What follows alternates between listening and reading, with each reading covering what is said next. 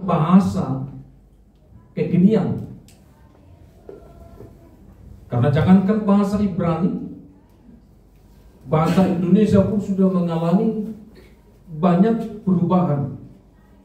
Ada ejaan Swandi, ejaan Pan Official, ada juga ejaan yang disempurnakan atau IHD, ada juga ejaan lama.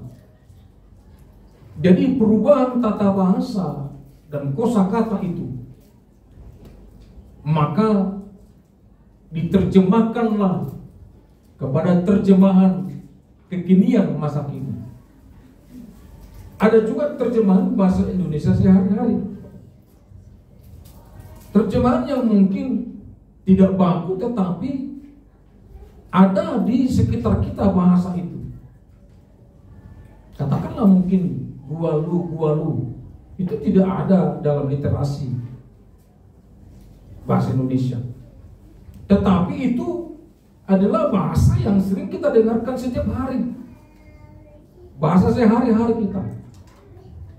Nah, oleh sebab itu kita jangan berdebat dengan masalah terjemahan. Kalau saudara mungkin belum paham, mending ditanyakan. Oleh sebab itu Bapak Ibu, ada juga yang namanya terjemahan bahasa-bahasa suku. Itu adalah upaya bapak-bapak gereja, ahli-ahli teolog, supaya orang mengerti firman Tuhan. Katakanlah mungkin orang Batak di Samosir yang 20 tahun, 30 tahun yang lampau masih awam untuk berbicara bahasa Indonesia. Oleh sebab itu, supaya mereka mengerti, maka daripada mereka kita ajari berbahasa Indonesia, maka lebih baik bahasa Indonesia ini kita terjemahkan dalam bahasa Batak supaya praktis, sehingga orang-orang Samosir nggak perlu lagi belajar bahasa Indonesia dulu supaya mengerti kitab suci. Langsung saja mereka dalam bahasa mereka, baik anak-anak sekolah minggu, opung-opung, manula, siapa saja, langsung mendengar firman Tuhan. Itu sebabnya kalau ada katakan kitab suci sesat, banyak terjemahan ini, itu karena mereka tidak mengerti. Saya kadang berbicara kepada Sinto Kita Rahmat karena dia orang Jawa, ya kadang saya berbahasa Jawa. Kalau ada teman saya orang Nias, supaya agak sedikit home kita, agak sedikit akrab, saya kadang berkata Jahu, bahasa Nias.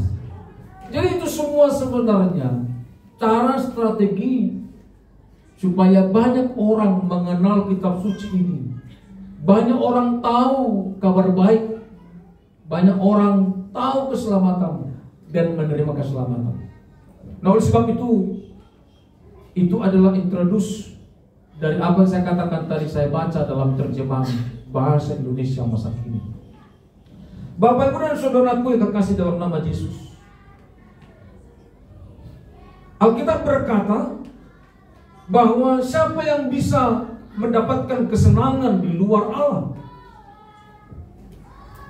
Ayat ini jelas berkata bahwa hanya di dalam Allah lah ada kesenangan yang benar. Dan salah satu kesenangan itu bisa masuk dalam kategori makan.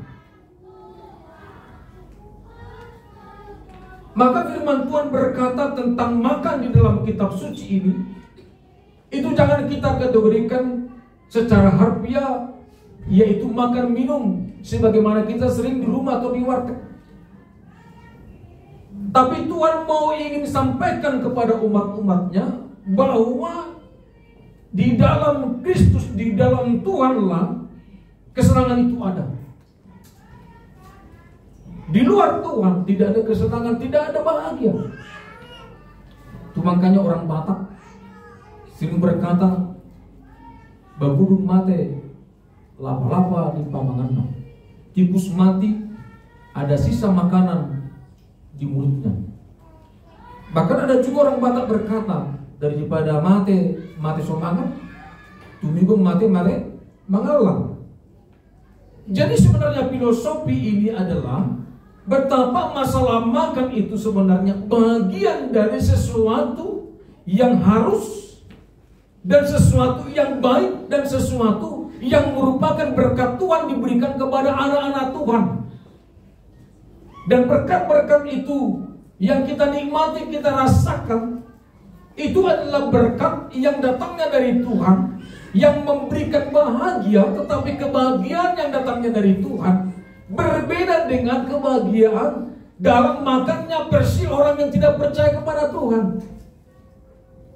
Sama-sama kenyang, sama-sama punya istri, sama-sama berpendidikan, sama-sama datang mungkin ke satu tempat. Tetapi setiap orang yang percaya dan menerima Tuhan dalam kehidupannya, maka segala sesuatu yang dinikmati, yang dirasakan, yang didapatkan, itu kalau dari Tuhan itu sumbernya, maka itu akan memberikan kepada kita bahagia. Uang yang kau pegang di dompetmu dengan uang yang dipegang orang di depannya, yang didapatkan dari hasil korupsi, didapatkan dari hasil yang curang, itu berbeda dengan uang yang kau dapatkan. Karena segala sesuatu yang kita dapatkan dari Tuhan, itu akan mendatangkan kebaikan dan memberikan bahagia. Tapi kalau itu sumbernya dari yang tidak kita tahu dari mana, itu akan menyesatkan, menyusahkan. Itu sebabnya saudara lihat, ada orang yang punya 300 triliun, saudara hanya punya 100.000, tapi saudara bisa enak tidur nyenyak. Tapi yang punya 300 triliun itu sekarang menjadi pesakitan. Bolak-balik bersidang, bolak-balik bersidang, bolak-balik bersidang, bolak-balik bersidang. Dan nggak tahu berapa tahun di penjara. Tidak bisa tidur dengan nyenyak. Tapi kita hanya punya sedikit uang, bisa lelap tidur. Bukankah itu berkat yang luar biasa? Amin. Itu berkat. Itu sebabnya segala sesuatu yang datangnya dari Tuhan itu daripada firman Tuhan ini. Itu adalah sebuah kesenangan yang diberikan Tuhan kepada orang yang disenangi oleh Tuhan, kata firman Tuhan. Dan teknisnya kata firman Tuhan tadi dalam ayat yang ke-25, Tuhan memberikan hikmat. Bapak Ibu, apa yang dimaksud dengan hikmat? Hikmat itu adalah sesuatu yang melampaui pengetahuan. Hikmat itu adalah sesuatu yang di luar literasi, di luar hukum-hukum, tetapi yang tujuannya adalah mempererat, memperbaiki, memberikan solusi. Itu hikmat. Kita tahu waktu ada 2 orang ibu datang mengadu kepada Salomo. Ibu ini berkata, ini anakku. Ibu yang sana berkata, bukan anakmu, itu anakku. Dulu tidak ada yang namanya kamera, tidak ada akte lahir. Mana tahu, tidak ada pertinggal apa-apa. Kalau sekarang sudah ada akte lahir, sudah ada cap pijakan. Dulu waktu Kevin ini masih kecil, karena berbeda rumah sakit, Karisa di rumah sakit A, Kevin di rumah sakit B. Kalau Karisa di rumah sakit A, ada tanda lahir dengan cap kaki, tapi Kevin tidak ada cap kaki. Sehingga mamanya berkata, kau bukan anakku, ini ada cap kaki anak, kau enggak. Ya mungkin Kevin merasa benar juga.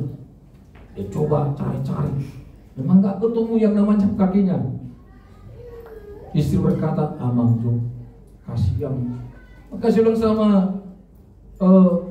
Ibu Limbong, Ina, tolong dulu ambil apapun yang dari rumah sakit kita supaya ada pertanda bertinggal. Dibikin namanya Kevin supaya kita tunjukkan nanti. Kita bikin itu. Baru rahasianya mana Kevin, baru terbongkar. Baru kita tunjukkan, oh ini punyamu. Puji Tuhan, haleluya Tuhan. Dia nggak tahu itu dari rumah sakit mana.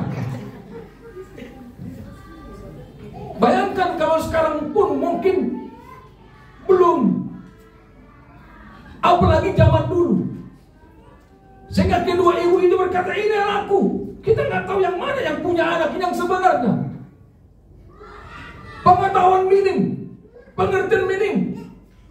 Oleh sebab itu maka Salomo berkata, maka kita belah dua saja anak ini. Itu adalah hikmat diberikan Tuhan kepada Salomo supaya memutuskan perkara itu. Walaupun kalau kita melihat ini merupakan satu solusi yang aneh, satu solusi yang gagal, satu solusi yang kita anggap memperkeruh persoalan. Saya ada dua sudua, saya ada dua kedua, satu pun tidak ada yang mendapatkan nanti ibu ini. Tetapi waktu Salomo berkata kita belah dua, yang satu buat si A, yang satu buat si J, selesai, adil. Yang bukan anaknya berkata, oh itu benar-benar tepat, memang hikmat yang raja sampaikan itu sungguh benar, itu baru adil. Tapi yang punya anak ini tahu kalau dibela dulu matilah nanti anak itu. Gak apa-apa sih yang berkata, serahkanlah anak ini kepada ibu itu. Memang ini bukan anakku. Ibu itu berpikir daripada mati dua ngenau, mending serahkan. Sehingga Salomo mengetahui bahwa siapa yang menyayangkan daripada kehilangan nyawa anak itu, berarti dialah ibunya. Itu hikmat. Tidak ada literasi, tidak ada semacam aturan-aturan sehingga menyenara kepada si A, si B, tidak ada. Oleh sebab itu maka seseorang diberikan Tuhan bahagia tidak melalui atau tidak melulu dengan uang. Tetapi yang pertama Tuhan berikan hikmat. Amin. Tuhan berikan hikmat. Hikmat ini sesuatu yang berharga. Amsal berkata bahwa kelungkanlah itu hikmat di lehermu. Hikmat itu melebihi permata, kata firman Tuhan. Diberikan Tuhan supaya kita banyak berkat, damai sejahtera dengan orang yang punya hikmat. Kalau hanya sekedar pengetahuan. Waktu saya tinggal di Cengkareng, maka di situ ada yang namanya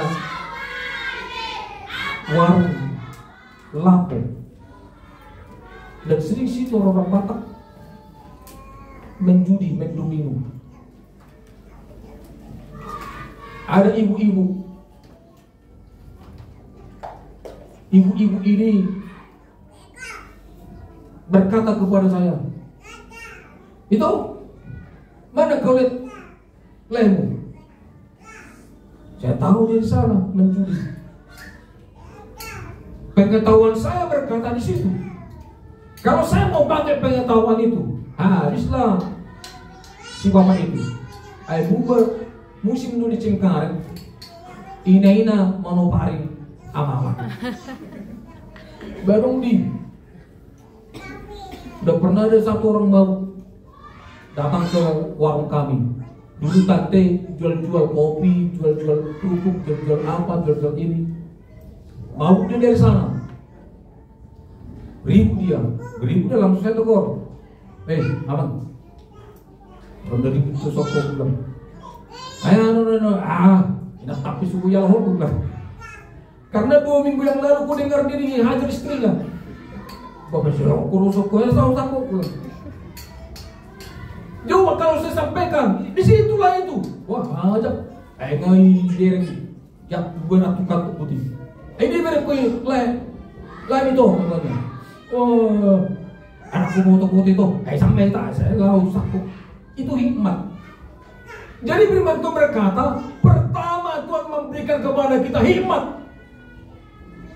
Supaya apa? Supaya ada solusi dengan hikmat yang kita tahu. Supaya ada jalan keluar. Setiap persoalan masalah yang kita tahu, maka ada jalan keluar. Kenapa? Tuhan berikan hikmat kepada kita. Dan ada boras, ada jalan keluar. Maka kita tak ada jalan keluar.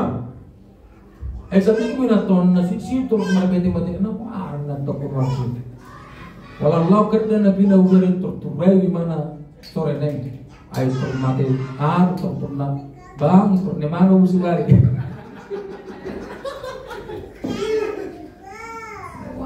sampai sejauh mana kau pikir tuh? Baru dulu nak boy dia tak lupa bunyi ni bunyi ibenga umur sekian lah. Cuma aku yang kekasih dalam nama Yesus diberikan hikmat. Supaya apa?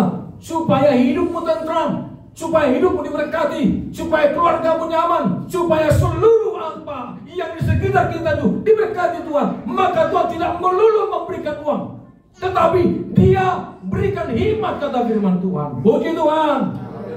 Supaya kita senang. Yang kedua, diberikan pengetahuan. Jadi hikmat dasarnya pengetahuan, tambah dari hikmat kita. Sehingga lengkap.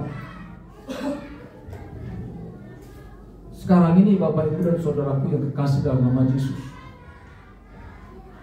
gereja kita didesak oleh dua kutub. Yang pertama berkata tidak perlu sekolah-sekolah teologi, yang penting hikmat yang dari Tuhan, urapan dari Tuhan. Ada yang lain berkata kita harus sekolah teologi. Nah, dua ini tidak pernah ketemu. Saya berkata memang harus kita punya urapan dari Tuhan, tetapi di samping urapan dari Tuhan itu kita juga harus punya pengetahuan. Daripada kita berkata tidak perlu sekolah teologi, yang penting urapan dari Tuhan. Ayo sudah diurapi usia mana? Sudah masih sekolah teologi, tunggu sedang diurapi Tuhan. Wah, luar biasa men. Tapi apa Tuhan? Oleh sebab itu kita perlu hikmat. Amin. Tuhan berikan juga pengetahuan, hikmat, pengetahuan. Maka itulah sumber bahagia, kata firman Tuhan. Tuhan berikan hikmat, juga pengetahuan, dan juga bahagia. Jadi hikmat pengetahuan ini, itulah yang menunjang kebahagiaan daripada hidup saudara. Puji Tuhan. Dan saudaraku, itu diberikan, kata firman Tuhan, kepada yang disenanginya. Kepada Allah diberikan kepada kita, tetapi Allah memberikan bukan kepada semua orang, tetapi kepada siapa? Kepada yang disenangi oleh Allah. Coba kita baca firman Tuhan tadi, ayat yang ke-26. Allah memberikan hikmat, pengetahuan dan kebahagiaan kepada orang yang menyenangkan hatinya. Jadi Bapak Ibu dan Saudaraku, kepada orang-orang yang menyenangkan hati Tuhan lah diberikan ini, bukan semua orang. Siapakah yang disenangi Tuhan? Coba baca Kejadian pasal pertama ayat 31. Coba baca Kejadian pasal pertama ayat 31.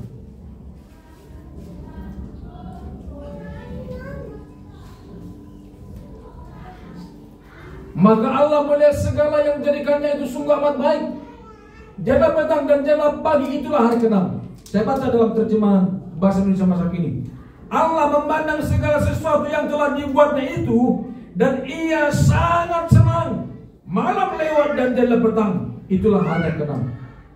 Apa yang dicipta pada hari ke-6? Manusia. Jadi waktu penciptaan manusia, kata firman Tuhan, maka Allah melihat manusia itu, maka senanglah hati Tuhan. Jadi saudara yang dibutuhkan Tuhan, kalau mungkin pendeta, mungkin hanya melihat siapa orang, tetapi yang berduit, sama-sama orang, satu berduit, satu tidak berduit. Mungkin saya akan berpikir, yang berduit ini yang saya senangi, yang tidak berduit tidak saya senangi. Atau mungkin ada orang yang satu pintar, yang satu bodoh, maka orang yang bodoh ini yang tidak saya senangi, orang yang pintar saya senangi. Tetapi Allah tidak seperti itu. Allah tidak peduli kau sekolah apa. Allah tidak peduli kau rumahnya di mana, ngontrak atau tidak. Allah tidak peduli kau kendaraannya apa, pakai motor, pakai mobil, tidak peduli. Yang Dia pedulikan adalah kau. Oleh sebab itu Allah senang melihat saudara ada di tempat ini. Allah senang melihat saudara ada di rumah Tuhan ini. Ada beberapa jemaat yang saya tahu dulu sering sekali menitipkan persembahan kepada saya. Ada nenek-nenek datang ke rumah. Pak Pendeta, dia kira saya pendeta, waktu itu masih kurinci. Ada apa, Nek? Saya bilang, begini, saya nggak bisa ikut ibadah ya. Jadi bagaimana? Tolong sampaikan nanti persembahan saya. Coba. Saudara, saya senang persembahannya itu. Tapi Tuhan, tidak persembahannya itu yang dilihat, kebenaran dia. Makanya dalam Yohanes pasal yang keempat dikatakan bahwa Allah mencari penyembah-penyembah yang menyembah di dalam roh dan kebenaran.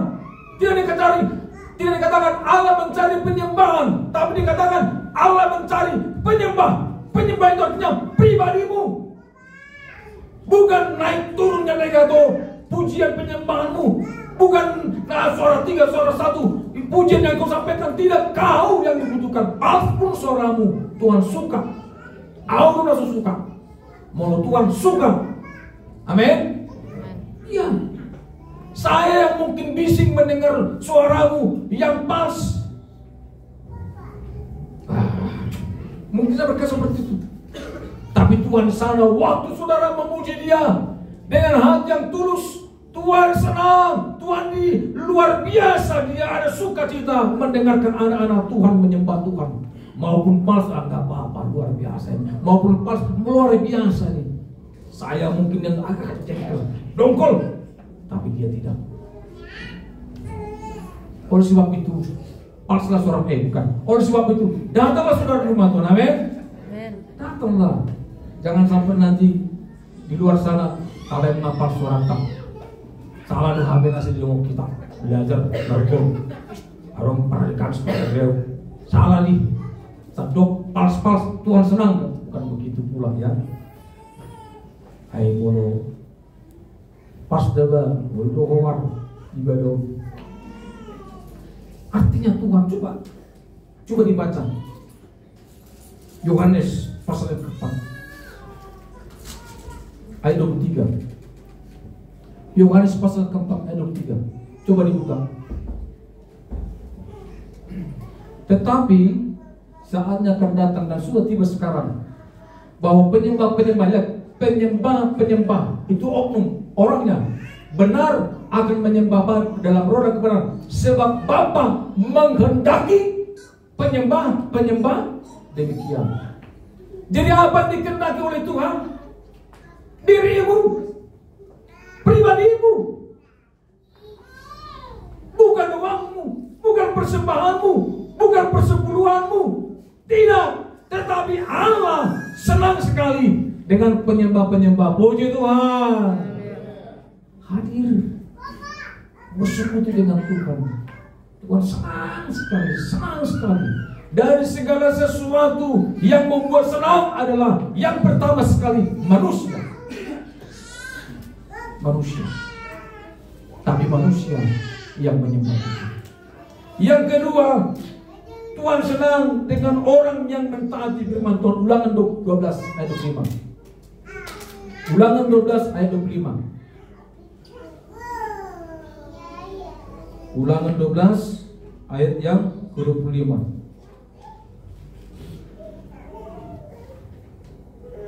Saya akan bacakan begini bunyi firman Tuhan. Janganlah engkau memakannya supaya baik keadaanmu dan keadaan anak-anakmu yang kemudian, apabila engkau melakukannya apa yang benar di mata Tuhan. Saya ulang kembali dalam terjemahan yang bahasa kini. Kalau kamu mentaati perintah itu, Tuhan akan senang dan kamu serta keturunanmu akan sejahtera. Jadi Tuhan berkata, ini tidak boleh kau makan, ini boleh kau makan, ini tidak boleh kau makan, ini boleh kau makan. Sesimpel itu. Tuhan senang kepada orang-orang yang taat, yang tidak melakukan larangannya, yang melakukan perintahnya. Tetapi sebaliknya Allah tidak senang, dan Allah tidak menyenangi orang-orang yang melakukan apa yang dilarang oleh Tuhan dan tidak melakukan apa yang dianjurkan oleh Tuhan. Simple sebenarnya, supaya engkau seseorang yang spesifik mata Tuhan. Simple. Saya pun kalau sebagai hamba Tuhan, kalau kita melihat ada sentuhan, ada guru, kalau kita berkata kepada sentuhan, coba lakukan, dilakukan, coba lakukan, dilakukan, coba lakukan, lakukan. Tapi ada juga yang lain, coba lakukan, tidak lakukan, coba lakukan, tidak lakukan. Coba bayangkan, kira-kira siapalah di antara sentuhan atau guru ini yang disenangi oleh pendeta? Ya jelas yang dia lakukan. Simpel sebenarnya, nggak usah ribet. Urusannya dengan Tuhan tidak ribet. Maka apabila kamu mentaati perintah Tuhan, kata firman Tuhan, Tuhan akan senang dan kamu akan serta keturunanmu akan diberikan sejahtera, kata firman Tuhan. Saudaraku, belajar kita taat, amin. Belajar taat. Satu hal, apa yang diminta oleh Tuhan itu tidak pernah melebihi kapasitasmu. Camkan saja itu. Apa yang diminta oleh Tuhan itu tidak pernah melebihi kekuatanmu. Tuhan pun tahu, berpikir apa yang bisa kau tanggung, apa yang kau bisa kau angkat. Kalau tidak bisa kau angkat, tidak bisa kau tanggung, tidak mungkin Tuhan akan berikan satu beban kepada saudara. Oleh sebab itu, kalau Bapak Ibu sekarang mengalami masalah, jangan cepat-cepat cari kegantungan. Jangan cepat-cepat cari yang namanya baygon. Cari Tuhan, amin. Cari Tuhan. Jangan seperti yang kampung sana, namanya si baygon namanya. Kenapa si baygon? Dia minum baygon, tapi berteriak-teriak minta tolong. Aduh, nah jujur-jujur naik mah. Tolong. Nih Pak Kulo dulu ay. Ya tujuan mano. Dah mau. Minum baygon katanya. Oh si baygon katanya. Jangan cepat-cepat, amin. Jangan cepat-cepat. Cari Tuhan. Kalau kau lakukan firman Tuhan, taat kepada firman Tuhan, dan kau tahu ketaatan kepada firman Tuhan, tidak sesuatu yang dituntut oleh Tuhan melebihi kapasitas. Tidak mungkin Tuhan berikan sesuatu sada tutup nafsu tubuhmu. Seluruhnya itu pasti kau sanggup. Dan di dalam kelemah lembutan Tuhan yang berikan perintah itu, lakukan saja. Matius pasal 11 ayat 28 dan 9. Ikulah aku yang kuberikan kepadamu, sebab aku lemah lembut dan ku yang kuberikan itu pun ringan adanya, kata firman Tuhan.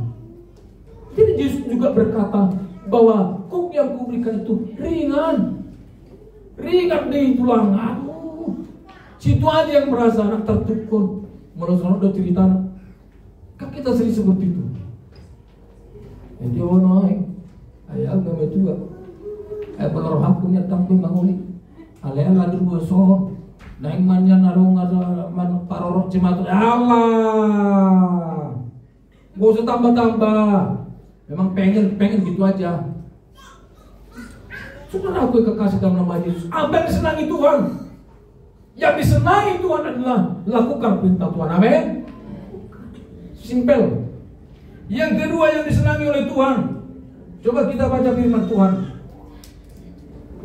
Raja-Raja 3 Raja-Raja 39 ayat 1, ayat Raja-Raja 3. Saya coba cek Raja-Raja 3, coba ayat 9.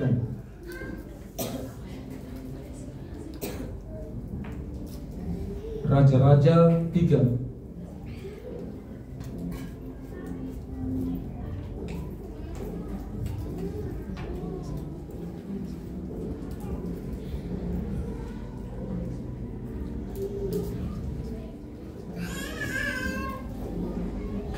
Raja-Raja 13 sekalian, yang berkata bahwa Tuhan senang dengan doanya Salomo.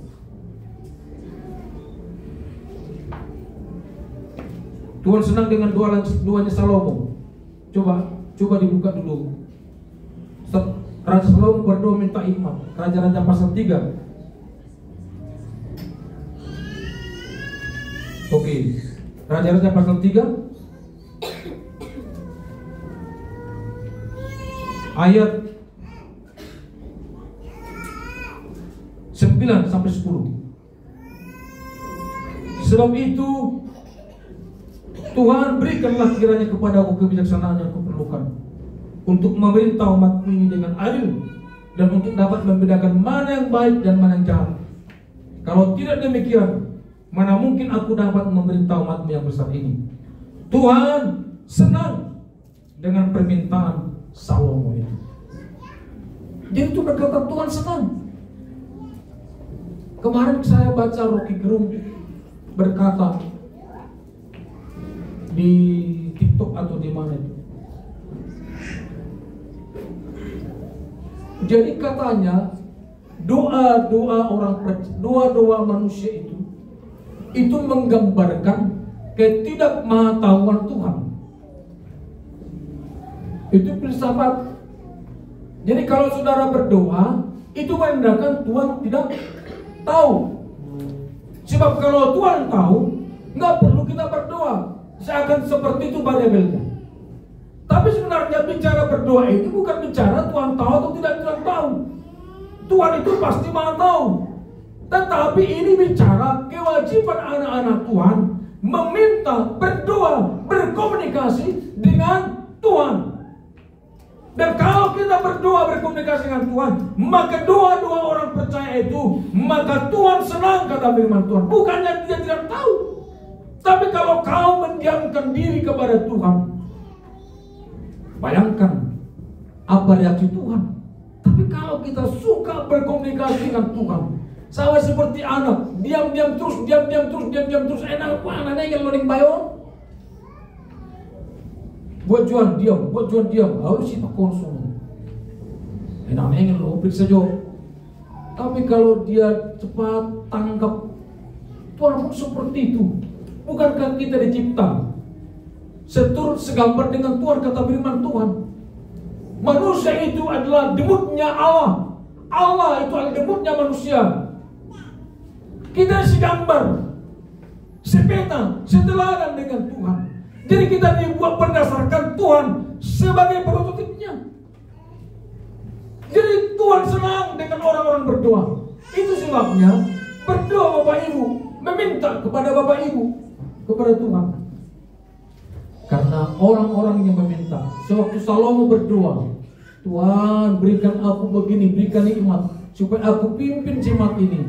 Sewaktu dia berdoa, tidak bicara pengabulannya, dia berdoa pun, kata firman Tuhan, Tuhan sudah senang.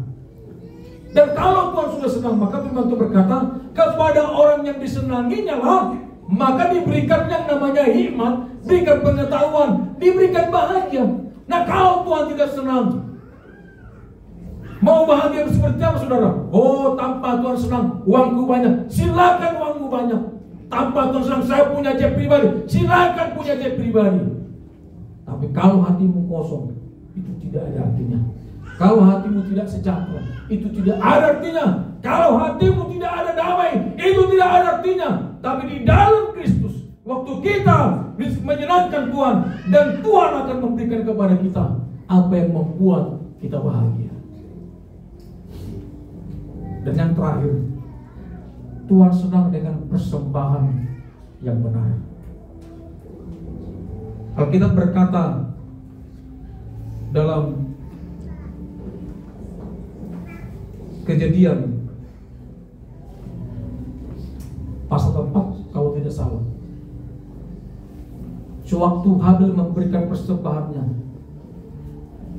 Kain juga memberikan persembahannya, maka firman Tuhan berkata persembahan Habil itu disenangi oleh Tuhan, tapi Kain ditolak. Bapak Ibu dan saudaraku yang kekasih dalam nama Yesus, kenapa persembahan Habil diterima oleh Tuhan? Kain ditolak. Karena persembahan Habil itu adalah persembahan yang dia lakukan, persembahan seturut dengan yang diajarkan oleh bapaknya. Saya percaya bapak mana, mama mana yang tidak mengajarkan segala sesuatu kepada anaknya. Sewaktu Adam mengajarkan sesuatu kepada Kain dan kepada Habil, mungkin waktu itu Kain tidak mau tahu dengan ajaran bapaknya. Aduh, Messi. Adam berkata, begini loh penyembahan yang benar. Waktu saya telanjang, maka Tuhan menyembelih satu ternak. Dan Dari yang namanya kulit ternak itu dibuat menjadi pakaianku. Itulah yang kami korbankan. Maka itulah persembahan korban yang benar, karena Tuhan sendiri yang memberikan teladan contoh. Itu diajarkan bapaknya, mamanya kepada Kain dan Habil. Tapi siapakah di antara Kain dan Habil ini yang melakukan penyembahan seturut dengan apa yang dikerjakan oleh Tuhan? Habil. Maka dia tahu, dia tangkap firman Tuhan itu, dia lakukan eksekusi. Maka banyak hal yang boleh dipersembahkan. Tapi ia dengarkan dari bapaknya bahwa persembahan yang benar itu adalah ternak. Maka ternaknya lah yang dipotong oleh Habil, dibuat persembahan dan harum, kata firman Tuhan. Tapi Kain memberikan persembahan dari apa? Dari hasil-hasil bumi, dari buah-buahan. Bukan berarti bahwa Tuhan itu seorang omnivora atau karnivora yang makan daging dan dia tidak herbivora makan rumput. Bukan. Ini bukan persoalan masalah makan rumput atau tidak makan rumput. Ini persoalan daripada anak-anak Tuhan dengarkan khotbah, melakukan atau dengar khotbah tidak melakukan. Kemarin kami pergi ke Sukatani untuk besuk. Setelah itu biasa kami nongkrong makan bersama. Memang saya pernah berkata, ayo waduh kamu, lah suarung saya lebih kamu, makan persembahan ampun. Tapi mereka tidak begini. Aduh, maka saya berkata, kita salah. Karena waktu saya tegur, saya merasa capek saya berkhotbah di sini. Nggak berbuah, habis dan berbuah. Saudara berkasih dalam nama Yesus, kira-kira seperti itulah Adam dan Hawa. Ada orang yang dengar firman Tuhan dilakukan, ada orang dengar firman Tuhan tidak lakukan. Saya percaya Kain sebagai anak sulung jauh lebih sulung daripada Habil. Tetapi waktu dia memberikan persembahan bukan berdasarkan daripada perintah Tuhan, bukan berdasarkan ajaran orang tuanya, tapi dia lakukan sesuka hatinya. Hati-hati anak Tuhan, kalau kita sering sekali memberikan persembahan sesuka hati kita. Saya berkali-kali katakan, di mana ayatnya? Tapi kita sering sekali lupa apa yang ditekankan oleh firman Tuhan tidak kita lakukan. Apa yang tidak ditekankan oleh firman Tuhan itu yang kita lakukan.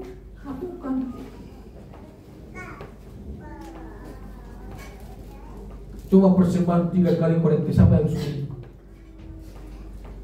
Nggak ada kan? Tapi karena itu dari aturan gereja, ya kita lakukan aturan gereja. Tapi persepuluhan siapa yang suruh itu? Firman Tuhan, tidak kita lakukan. Aneh nggak? Aneh banget. Persembahan 3 kali, tidak ada di firman Tuhan. Kalau kalian memberikan persembahan haruslah 3 kali, haruslah begini. Yang hijau apanya, yang kutip kolektif pun harus cewek cantik, harus cowok, enggak begitu. Tapi itu kita kerjakan. Paham enggak maksud saya? Giliran yang jelas-jelas firman Tuhan berkata, bawalah persepuluhanmu ke rumah Tuhan. Asik kita tarik-tarik lagi, itu perjanjian lama Pak Pendeta. Itu juga untuk orang Lewi. Saudara aku kasih. Demikian juga Kain. Sewaktu Kain membawa persembahannya berupa hasil-hasil naturnya, maka persembahan yang dibawa oleh Kain itu adalah persembahan yang asal-asalan dan persembahan yang asal ada. Jangan sampai saudara datang ke rumah Tuhan ini membawa persembahan yang asal-asalan dan yang asal ada. Apa yang asal-asalan? Yaitu yang bukan oleh karena firman Tuhan, juga bukan oleh karena imanmu. Apa itu asal ada? Ba'ana gumelang imanilako, iman yang asal ada. Hanya ini Tuhan persembahanku, terima merah lah Tuhan. Oh Nabi, pakailah hidupku seumur hidupku. Ibu mana aku melengi alai arong mata yang pasu-pasu hadir itu kan, pasu-pasu mana kok, pasu-pasu mau aku, pasu-pasu mau bengkelku, pasu-pasu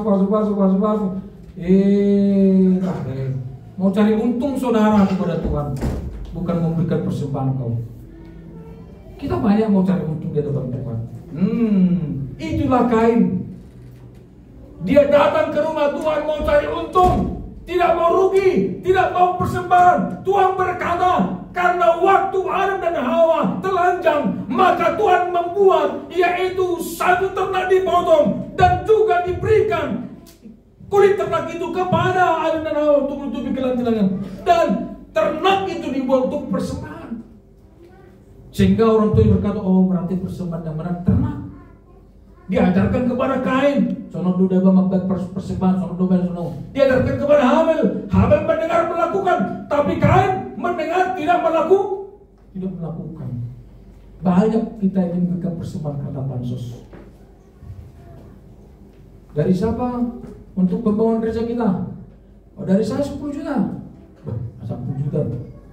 Mulai dari 500 juta. Dokumen dona. Sana 2 juta. Tapi tidak dari mana? Sana 7 juta. Tidak dari mana? Karena apa? Karena bansos. Maksudnya apa bansos? Karena takut diomongin orang, karena takut dianggap tidak punya uang, karena takut dianggap tidak ikut zaman. Ikut-ikutan dia. Dan itu sesuatu yang melukai hati Tuhan. Ayawe mula koko cinta waktu kau pak peneta mula takut wow. Apa ternyata tidak cinta. Ubering mah contoh-contoh dah cek-cek na. Apa itu mereka sedikit duit perwanyo. Ini rumah ayam. So abi bolo non. Oleh sebab itu Bapak Ibu, ditolak persembahan daripada Kain, tapi persembahan daripada Habel, kata firman Tuhan, menyenangkan Tuhan. Menyenangkan Tuhan. Dan waktu persembahan Habel menyenangkan Tuhan, semua apa yang menyenangkan Tuhan, kata firman Tuhan, maka kepada siapa yang disenanginya hasudunganna, kata firman Tuhan dalam bahasa Batak, maka kepada mereka dikaruniakan. Bahkan kepada orang berdosa, kata firman Tuhan, maka akan disuruh bekerja keras, mengumpulkan harta, mengumpulkan sesuatu hidupmu, supaya diberikan kepada orang yang dikasihinya. Jadi orang-orang yang dikasihi Tuhan, kita tidak tahu datangnya dari mana berkat-berkat. Selalu apa yang tidak kita pikirkan disediakan Tuhan. Apa yang belum pernah kita kecap, kata firman, disediakan oleh Tuhan. Tapi kepada orang yang berdosa, disuruh bekerja keras, tetapi setelah terkumpul, kata firman Tuhan, maka yang terkumpul itu akan diberikan kepada orang yang dikasihi Tuhan. Puji Tuhan. Makanya ada firman Tuhan berkata, kepada yang banyak masih diberikan tambahan. Kepada yang satu, maka kepada dia diambil yang satu itu dan diberikan kepada yang 10.